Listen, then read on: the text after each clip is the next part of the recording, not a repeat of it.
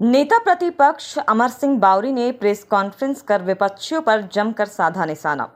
बृहस्पतिवार को नेता प्रतिपक्ष अमर सिंह बावरी ने शहर के होटल विनायक में पत्रकारों के साथ प्रेस कॉन्फ्रेंस कर विपक्षी पर जमकर निशाना साधा। कहा कि पिछले 10 वर्षों में विजय हांसदा ने राजमहल लोकसभा के जनता को ठगने का काम किया है।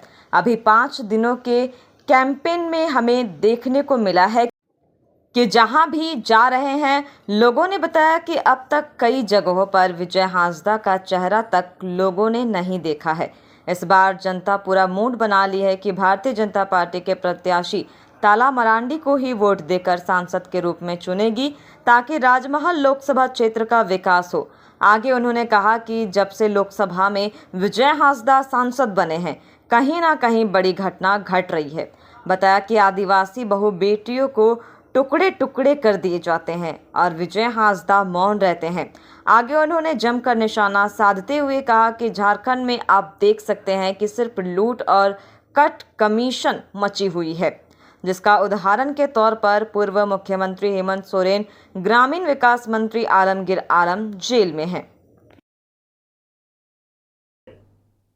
हम ये चाहते हैं जो कांग्रेस का जो हिडन एजेंडा है, धर्म के आधार पर फिर से यहां अलगाववाद पैदा करके इस देश का विखंडन करना, हम उसको सक्सेस नहीं होने देंगे। धर्म के आधार पर इस भारत देश का और एक विभाजन हम किसी भी कीमत पे किसी भी कारण से नहीं करने देंगे। हमारा ये संकल्प है। हिंदू एक भी रहेगा। देखिए, हजारों साल तो हम लोग गुलाम रहे जी, तलवार के नोक पे रहे, लेकिन हिंदू खत्म हो गया क्या? हिंदू हमारे हिंदू और हिंदुत्व का और हमारे मन में है बसाओ। एक भी रहेगा ना तो फिर खड़ा होकर के आएगा। इसलिए जो लोग ये सोचते हैं कि भाई हिंदू और हिंदुओं का अस्तित्व खत्म कर देंगे, वो मुगालते में है। ना हिंदू कब खत्म हुआ था, ना आज खत्म होगा, ना आज होगा, आगे होगा। ये सनातन है और सनातन ही रहेगा। सांसद नहीं बनाता है, सांसद बनाता है जनता। मैं ये कह रहा हूं ये जनता अपना निर्वाचन करती है और ये देश का चुनाव है, ये भारत का चुनाव है, भारतीयों के द्वारा किया गया चुनाव। और हमारे कार्यकर्ता और जो वहां के विधायकों का एंटी इनकम्बेंसी है। बरहेट को तो लोगों ने सिद्धू कानूक के लिए प्रतिष्ठित किया है, लेकिन वहां का मुख्यमंत्री जीत करके आज भ्रष्टाचार के आरोप में जेल जाकर के उस भूमि को कलंकित किया है।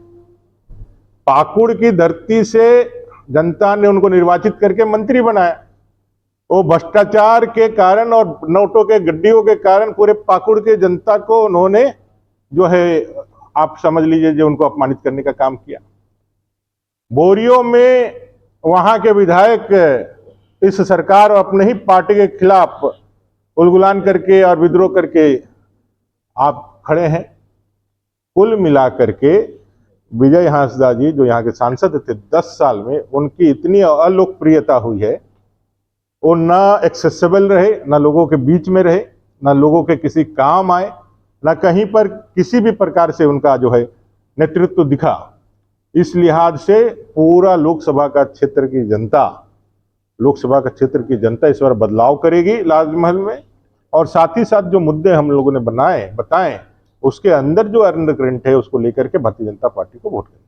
कल्पना जी कहती है कि संविधान बदल, आप लोग लंबे वक्त से आवाज उठा रहे बांग्लादेशी घुसपैठी। देश के गृह मंत्री आपके पास है, सिक्योरिटी फोर्सेस जो है बॉर्डर पर वो आपके कंट्रोल में है, तो आप जांच क्यों नहीं करवा देते हैं? करेंगे इस बार। 10 साल थोड़े से समय, किसी भी चीजों का एक लंबी बीमारी होती है ना, तो उसके इलाज में थोड़ा समय लगता है। इस बार निश्चित रूप से करेंगे। और ये जान के रखिए कि समान नागरिक संहिता इस बार की सरकार बनेगी तो लागू भी होगा और ये डेमोग्राफी चेंज के कारणों को भी रोका जाएगा। और यहाँ पर जो ऐसे लोग हैं उसको भी चिन्हित करके, जो भारत के नागरिक है वो भारत के नागरिक हैं, जो भारत के नागरिक नहीं है और हमारे संसाधनों का उपभोग करके यहाँ के मूलवासी, यहाँ के स्थानीय, यहाँ के भारतीय नागरिकों का हक अधिकार छीन रहे हैं, उनको भी बाहर का रास्ता दिखाया जाएगा। ताला जी ने अपने बयान में कहा कि इस बार लोकसभा चुनाव में बेमिसाल अल्पसंख्यक भाइयों का आशीर्वाद मिल रहा है, लेकिन आपके प्रेस कॉन्फ्रेंस में लगातार देख रहे हैं कि अभी नफरती बू आ रही है। हम लोग चाहते हैं ताला जी को हराना चाहते हैं। हम लोग एक बात कहते हैं, जो हमारे भारत के नागरिक हैं वो कोई मुसलमान और अल्पसंख्यक और हिंदू नहीं है, वो भारत के नागरिक है। वो मुस्लिम भी है, वो हिंदू भी है। जब सबका साथ सबका विकास हम लोग बात करते हैं तो भारत के नागरिकों को प्रधानमंत्री जी इसलिए नाम नहीं काटते हैं प्रधानमंत्री आवास के लिए कि मुस्लिम है। उसको प्रधानमंत्री आवास भी देते हैं, उसको उज्ज्वला योजना भी देते हैं, उसको गैस का कनेक्शन भी देते हैं, उसको चावल भी देते हैं और उसको जो है आयुष्मान का योजना भी देते हैं। हमारी बातें जो भी होती है वो बांग्लादेशी घुसपैठियों के लिए, जो बांग्लादेश से, यहाँ के रहने वाले मुसलमान तो यहाँ के भारत के नागरिक हैं, जो बांग्लादेश से घुस करके यहाँ के मुसलमान भाइयों का भी जो हक अधिकार छीन करके लूट के ले जा रहे हैं, उनको लिए हमारा बात है। और ताला मरांडी जी ने जो कहा है वो एकदम सत्य कहा है। जो भारत से प्यार करता है वो कहीं हिंदू है मुसलमान हो, वो भारतीय जनता पार्टी को चुनेगा, वो कमल को चुनेगा, देश के विकास को चुनेगा। देश के संवैधानिक पद पर, सबसे बड़े पद पर एक आदिवासी महिला बैठी हुई, एक जनजातीय महिला पहली बार देश की आजादी के 75 साल के बाद आज हमारे संवैधानिक सर्वोच्च पद पर है, जो संविधान को अपने धारण की हुई है। वो हमारे संविधान की सबसे बड़ी प्रतीक है। हमारा 10 साल का शासन रहा है, हम लोगों ने कभी संविधान के विषय में कभी किसी भी प्रकार से आप बता दीजिए कहीं पर हम लोगों ने कुछ दिखाया? संविधान को तो हम लोगों ने और मजबूत करने का काम किया। हम लोगों ने 370 और 35 से हटा करके संविधान में जम्मू और कश्मीर को भारत का अभिन्न हिस्सा बनाया। हमारा काम संविधान का देश को मजबूत करने का, देश को एकीकृत करने का, देश के संप्रभुता को और अखंडता को अक्षुण्ण बनाए रखने के लिए बढ़ते हुए कदम बनाने का काम है। आप सबको मालूम है जिस समय SC/ST एक्ट पर सुप्रीम कोर्ट का डिसीजन आया, यही प्रधानमंत्री जी थे जो अमेंडमेंट ला करके कोर्ट अपने लोकसभा में, राज्यसभा में उसको और मजबूती देने का काम किया। और अगर मैं बताऊं आपको जो संविधान किसने खतरे में डाला या किसने बदला, तो मैं आपको सिलसिलेवार बता सकता हूं। 1950 में संविधान लागू हुआ देश के अंदर 26 जनवरी को। 1956 में पहली बार चुनी हुई सरकार केरला के अंदर, लेफ्ट की सरकार, CPM की सरकार, उसको हटा करके वहां राष्ट्रपति शासन लगाने का काम किया। क्यों किया? क्योंकि नेहरू जी को वो सरकार पसंद नहीं थी। पहली बार संविधान का एक चुनी हुई सरकार को उन्होंने गिराने का काम किया। लगभग 130 बार कांग्रेस ने राष्ट्रपति शासन लगाया है इस देश के अंदर, चुनी हुई सरकार को गिराया है। अकेले सोनिया गांधी जी पर 51 से, माफ कीजिएगा, इंदिरा गांधी जी पर 51 से ज्यादा बार देश के अंदर राष्ट्रपति शासन लगाने का आरोप है, लगाया है उन्होंने।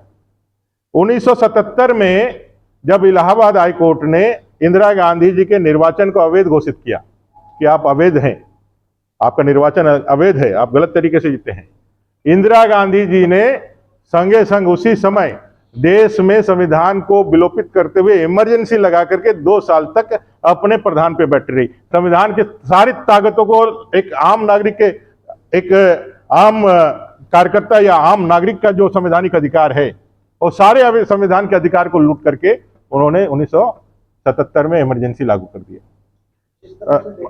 एक मिनट आपको पूरा कंप्लीट कर दिए। जो हमारे शाहबानो केस में जजमेंट आया, राजीव गांधी जी थे वहां पर, और तुरंत जाकर के फिर लोकसभा में जाकर संविधान को वहां पे चेंज करके उसको दे दिया। पूरे देश के अंदर सरकारी संस्थान से जो आरक्षण समाप्त करने का जो मामला है वो 2 ही सरकारी संस्थान में है, एक जामिया मिलिया इस्लामिया और एक अलीगढ़ मुस्लिम यूनिवर्सिटी, जहां आरक्षण था लेकिन आरक्षण को सिर्फ इसलिए हटा दिया गया क्योंकि वो अल्पसंख्यक मुस्लिम यूनिवर्सिटीज थे। अरे भैया, हम लोगों ने तो संविधान को मजबूत करने का काम किया है। आज चाहे राष्ट्रपति हो, 4 से ज्यादा अपने जो है जनजातीय अपने राज्यपाल हो, भारतीय जनता पार्टी ने दिया। मैं भी एक दलित का बेटा हूं, आज यहां पर इस संवैधानिक पद पर बैठा हुआ हूं। आज हम लोगों ने संविधान को मजबूत करके आगे बढ़ाने का काम किया। ये आरोप वो तब लगाते हैं जब वो जेल जाते हैं। अब वो चाहते हैं कि भाई हम मुख्यमंत्री हैं, हम शिबू सोरेन जी के परिवार में जन्म लिए हैं, तो भैया हम कितना भी लूट मचाए लेकिन हमको जेल नहीं जाना पड़े। राजमहल में कोई जनजाति भाई यदि कोई गड़बड़ी करता है तो उसको जेल जाना पड़ता है कि नहीं जाना पड़ता है? कहीं जाता है भैया? राज्य के अंदर तो आदिवासी सरकार है तो उनको भी नहीं जाना चाहिए। यदि यही पैमाना रहे कि भाई जो है तो भैया नहीं जाएगा, तो फिर उनको भी जेल नहीं जाना चाहिए। यह देश कानून से चलता है, यह देश संविधान से चलता है और इसमें कोई भेद नहीं है। आपके एक वोट का भी उतना ही महत्व है जो बड़े घर के बेटे बेटियों का है। आईपीसी की धारा आप पे भी उतना ही लागू होती है जितना उनके ऊपर लागू होती है। हम लोगों के समय में नरेंद्र भाई मोदी जी ने कानून को लागू कराने का काम किया है और इसलिए वो जेल जा रहे हैं। इसलिए परिवारवाद और वंशवाद की राजनीति, तुष्टीकरण की राजनीति अब समाप्त होने को आई है। इसलिए लोगों को बहकाने के लिए संविधान खतरे में है, ऐसा आरोप लगाते हैं। इस वार्ता में अपने इलेक्ट्रॉनिक और प्रिंट मीडिया के साथियों, आप सबको मालूम है कि देश के लोकसभा के आम चुनाव का आखिरी चरण 7वां चरण 1 जून को होना है और इस 7वें चरण में देश के 1 अरब 40 करोड़ जनता के नेतृत्व प्रतिनिधित्व के लिए देश अपना प्रधानमंत्री चुनने वाला है। झारखंड के अंदर भी 3 लोकसभा, साहेबगंज, राजमहल, गोड्डा और दुमका, ये 3 लोकसभा का चुनाव संपन्न होना है 1 तारीख को। भारतीय जनता पार्टी नरेंद्र भाई मोदी जी के नेतृत्व में विश्व के सर्वाधिक लोकप्रिय नेता और अपने 1 अरब 40 करोड़ जनता के लाडले प्रधानमंत्री तीसरी बार देश के प्रधान सेवक बनने के लिए अब की बार 400 के पार के नारे के साथ मैदान में उतरी थी एनडीए गठबंधन। और झारखंड में भी हम लोगों ने एनडीए के गठबंधन में 14 की 14 सीटें जीतने के संकल्प के साथ मैदान में उतरे हैं। और मैं आपको बताना चाहता हूं कि झारखंड के अंदर जो पहले 3 चरण के चुनाव हुए हैं, उन तीनों चरणों में सभी के सभी सीटें, 11 सीटें भारतीय जनता पार्टी जीतेगी और अंतिम की 3 सीटें भी राजमहल सहित जो पिछले 2014 और 2019 में हम नहीं जीत पाए थे, इस बार वह भी सीट हम लोग जीतेंगे। यह संथाल परगना विशेष रूप से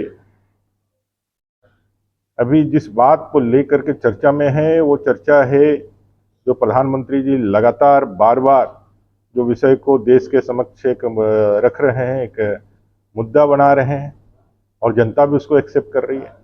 वो मुद्दा है भ्रष्टाचार का, वो मुद्दा है तुष्टीकरण का, वो मुद्दा है वंशवाद का। और ये तीनों ही बातें संथाल परगना में, झारखंड में तो ही है, लेकिन संथाल परगना में विशेष रूप से हमें एकदम सामने देखने को मिलता है। भ्रष्टाचार के आरोप किन पर लगे?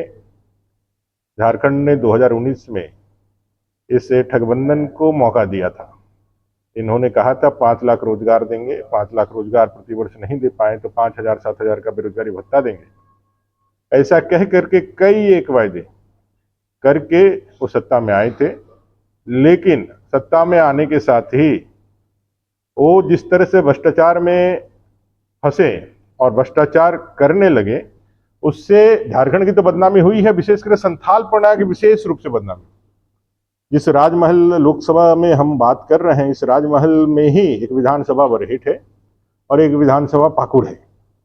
और ये राजमहल के लिए एक अवसर था, संथाल परगना के लिए एक अवसर था कि यहाँ का कोई व्यक्ति झारखंड का मुख्यमंत्री बने।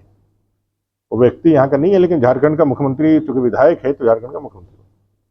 यहाँ का एक व्यक्ति जो कांग्रेस विधायक दल का नेता था और बड़ा कंपोनेंट है इस सरकार का, वो एक कैबिनेट मंत्री के, एक वरिष्ठ मंत्री के रूप में वहां निर्वाचित हुए थे, वहां चुने गए थे।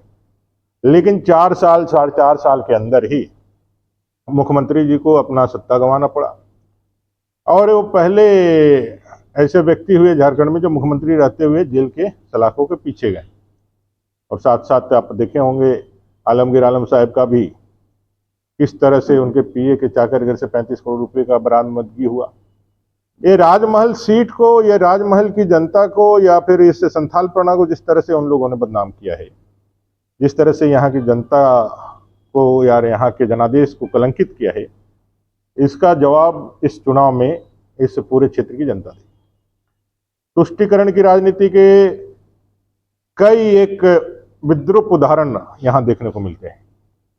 चांद भैरव, तिलका मांझी, सिद्धू कानू, फूलो झानो, एक हूल आंदोलन के प्रणेता जिन्होंने अंग्रेजों के समय भी कभी गुलामी को अपने ऊपर और बाहरी आक्रमणकारियों को अपने ऊपर हावी नहीं होने दिया। अपनी संस्कृति, अपने भूमि, अपने जल जंगल की जमीन की रक्षा के लिए अपना सर्वस्व निछावर किया। देश के इतिहास में इतना बड़ा जातीय विद्रोह और इतना बड़ा जनजातीय नरसंहार दमन करने के लिए, उस आंदोलन को दबाने के लिए कोई दूसरा हमको उदाहरण में नहीं मिलता है।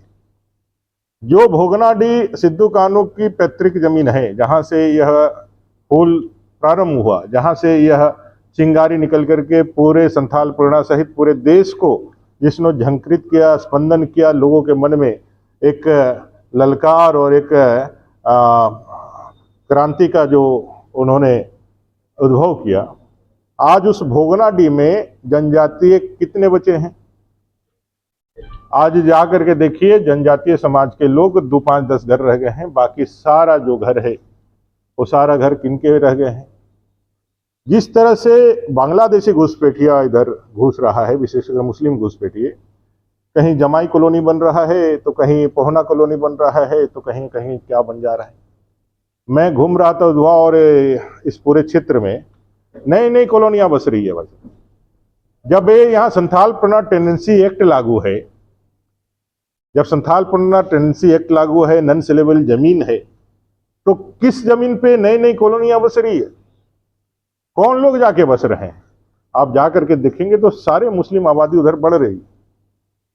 यहाँ के देश के मुसलमानों से हमें कोई परेशानी नहीं है, लेकिन जो बांग्लादेशी घुसपैठिए यहाँ के डेमोग्राफी को जो चेंज कर रहे हैं, ये पूरे डेमोग्राफी को चेंज करके जिस तरह से, चाहे वो पहाड़िया जनजाति हो चाहे फिर संथाल जनजाति हो, जिस तरह से उनके जमीन का उपभोग करने का काम कर रहे हैं, जिस तरह से पूरा क्षेत्र में एक तरह से जो लव जिहाद, लैंड जिहाद की जो हम लोग बातें करते हैं, जो अब वोट जिहाद में भी बदल गया है कि भाई किसी न किसी जनजातीय महिला को आगे करो, उनसे शादी करो और फिर उनको किसी न किसी पद पे चुनाव लड़ाओ, उनको जिताओ और फिर पीछे से फिर उनका नेतृत्व करो। आज यहाँ इस पूरे क्षेत्र में जो जनजातीय आबादी, पूरे देश के अंदर हिंदू आबादी 8% घटी है पूरे देश के अंदर।